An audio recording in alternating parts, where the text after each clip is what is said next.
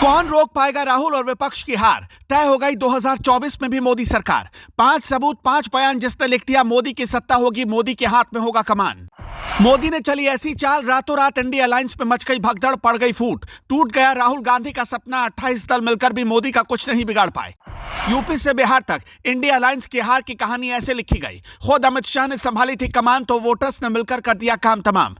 ना राहुल को समझ में आया, ना सोनिया समझ पाई, ना ही नीतीश समझ पाए और ना ही ममता दीदी समझ पाई। सारे विरोधी मिलकर भी वो राज पता नहीं कर पाए कि आखिर बार बार मोदी के नाम पर बीजेपी चुनाव क्यों जीत जाती है।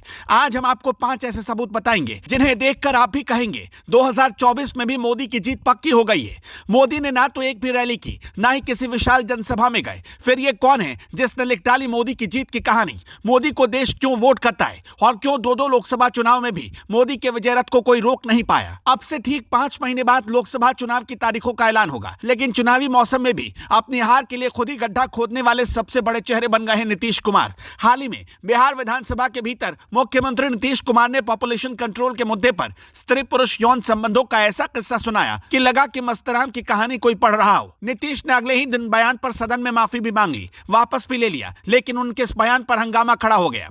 बिहार की जो महिलाएं शराबबंदी की तारीफ करते नहीं थकती, अब वही महिलाएं नीतीश को कोसने लगी और इसी ने बिहार में बीजेपी को बैठे बिठा एक बड़ा मुद्दा दे दिया। यह बयान ठीक वैसे ही काम कर गया जैसे 2014 के चुनाव से पहले सोनिया गांधी के मौत का सौदागर वाला बयान और मणिशंकर अय्यर का चाय वाला तंज, या फिर 2019 के चुनाव से पहले राहुल गांधी का चौकीदार चोर वाला नारा था। जैसे बीजेपी ने विपक्ष के इन बयानों को हथियार बनाया और चुनाव जीता, ठीक उसी तरह बिहार में नीतीश कुमार ने बीजेपी को बैठे बिठा एक मुद्दा दे दिया।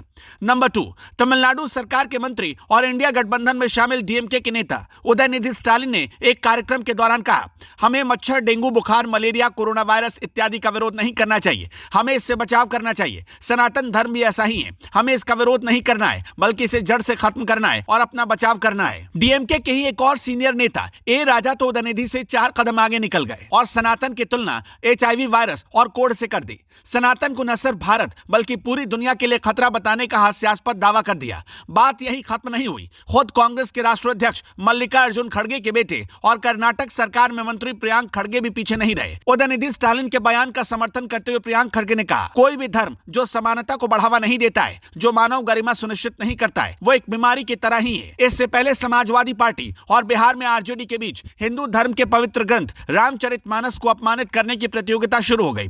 सितंबर में समाजवादी पार्टी के नेता स्वामी प्रसाद मौर्य ने हिंदू का मतलब चोर, नीच, अधम बता दिया तो बिहार में लालू प्रसाद यादव की पार्टी आरजेडी के बिहार प्रदेश अध्यक्ष जगदानंद सिंह ने अयोध्या के राम मंदिर पर विवादित बयान देते हुए कहा कि नफरत की जमीन पर मंदिर का निर्माण हो रहा है। जगदानंद सिंह कहने लगे कि अब गरीबों के, झोपड़ी वालों के, तुलसी के राम, अयोध्या के राम, शबरी के जूठे बेर खाने वाले राम अब भारत में नहीं बल्कि पत्थरों के भीतर रहेंगे। जगदानंद सिंह और स्वामी प्रसाद मौर्य जैसे नेता तो ब्राह्मणों पर भी आपत्तिजनक बयान दे चुके हैं। आरजेडी नेता और बिहार के शिक्षा मंत्री चंद्रशेखर यादव और यूपी में समाजवादी पार्टी के नेता स्वामी प्रसाद मौर्य तो लगातार रामचरितमानस पर जहर उगलते रहे हैं, लेकिन उन्हीं चंद्रशेखर यादव को नीतीश कुमार ने अपनी सरकार में मंत्री बना दिया। चंद्रशेखर यादव तो रामचरितमानस की तुलना पोटेशियम साइनाइड से भी कर चुके हैं, तो स्वामी प्रसाद मौर्य भी मानस को जला देने तक की धमकी दे चुके हैं। इसके ठीक उलट बीजेपी हर सभाओं में राम मंदिर का जिक्र करती है, भगवान राम के नारे के साथ सभाओं की शुरुआत करती है। उसके पास योगी आदित्यनाथ जैसे हिंदूवादी नेता भी हैं, यानी फिर से अपने ही बयानों से